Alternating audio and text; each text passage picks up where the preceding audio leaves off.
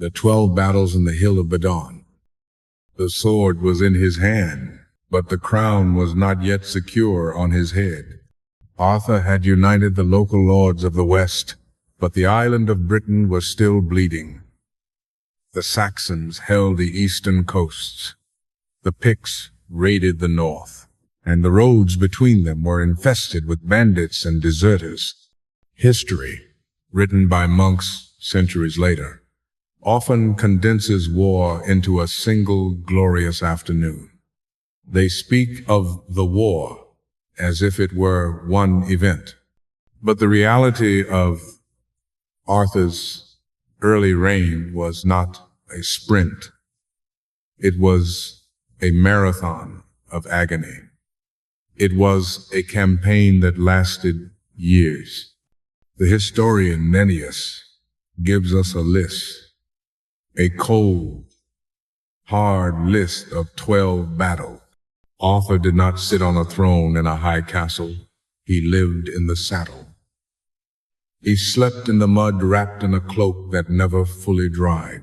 He ate hard bread and salted meat while studying Roman maps that were already crumbling with age.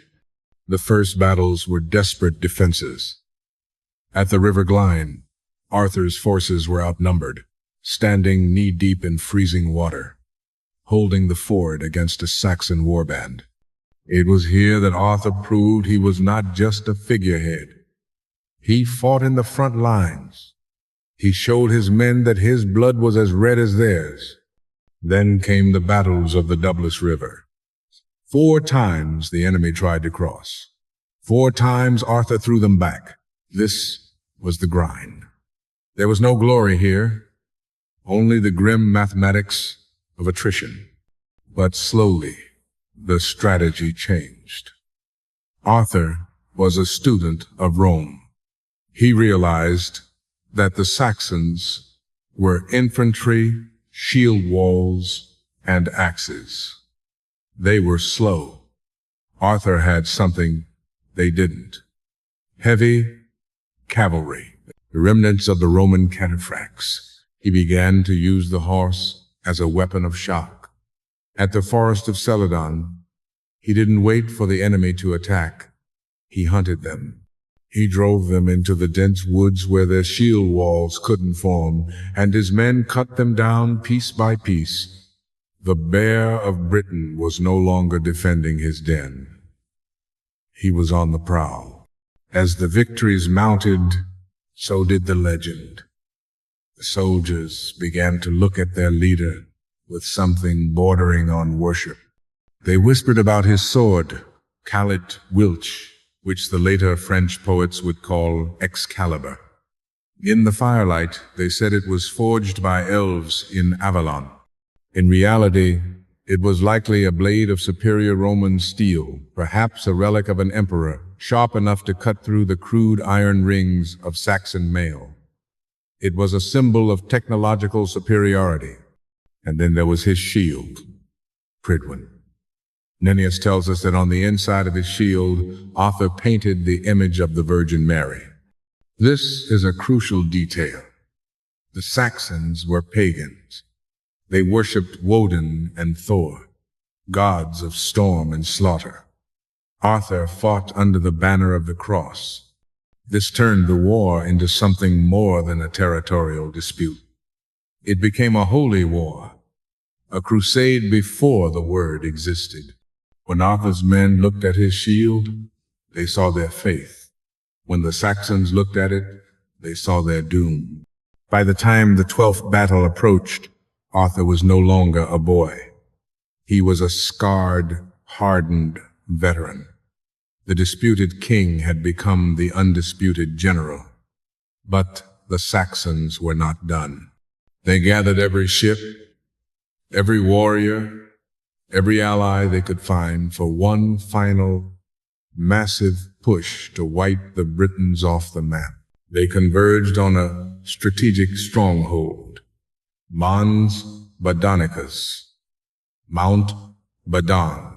No one knows exactly where Mount Badon is today. Some say it is near Bath. Others say it is in Dorset. But we know what happened there. The Saxons had pinned the British forces against a hill. It was a siege. The enemy force was massive, a sea of wooden shields and blonde hair, stretching as far as the eye could see. The Saxon Bretwalda was confident. He had the numbers. He had the ferocity.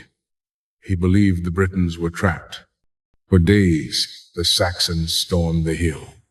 For days, Arthur's men held the line, raining arrows and rocks down upon the invaders. The situation was dire. Supplies were running low. The morale was cracking. Arthur stood at the crest of the hill at dawn. He looked down at the thousands of campfires of the enemy. He knew they could not win a war of attrition. They had to break the siege. They had to do the unthinkable. They had to attack. The sun rose, burning off the morning mist. The Saxons were preparing for another assault, banging their axes against their shields, a rhythmic, terrifying sound. Suddenly, the gates of the British fort swung open. A silence fell over the battlefield. The Saxons paused, confused. Were they surrendering? Then came the sound, a low rumble, like distant thunder, growing louder and louder. The ground began to shake. Arthur rode out, not walking, galloping. Behind him, the flower of British nobility, the heavy cavalry, their lances lowered, their armor gleaming in the sun. They didn't stop. They didn't hesitate. They slammed into the center of the Saxon line with the force of a landslide. The impact was catastrophic for the Saxons.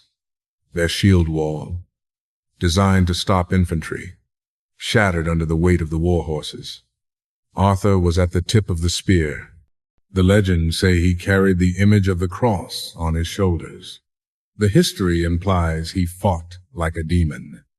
Nennius wrote, 960 men fell in one day from one charge by Arthur, and no one laid them low save he alone. Did he kill 960 men personally? Unlikely. But did his charge break the back of the Saxon army? Absolutely. He cut through their ranks, targeting their leaders, turning their confidence into panic. The Saxon army, the unstoppable tide that had drowned Britain for a century, broke. They dropped their shields. They ran, and Arthur's men chased them into the sea. The sun set over Badon Hill, illuminating a field of carnage. The crows were already descending. Arthur sat on his horse, his armor dented, his sword dark with blood, his chest heaving. He looked out over the land he had saved. The silence that followed the battle was the loudest sound he had ever heard. It was the silence of safety. For the first time in generations, the fires of the invaders were extinguished. Saxons who survived signed treaties and retreated to the margins. The Picts withdrew to the north. The Battle of Badon was not just a victory. It was a miracle. It bought Britain 40 years of peace, a golden generation. Arthur sheathed Excalibur. The war was over. Fighting was done. But as he looked at his exhausted knights, he knew the hardest task was just beginning. He had won the war. Now, he had to build a peace. He had to build a place where this victory meant something. He had to build a dream. He had to build Camelot.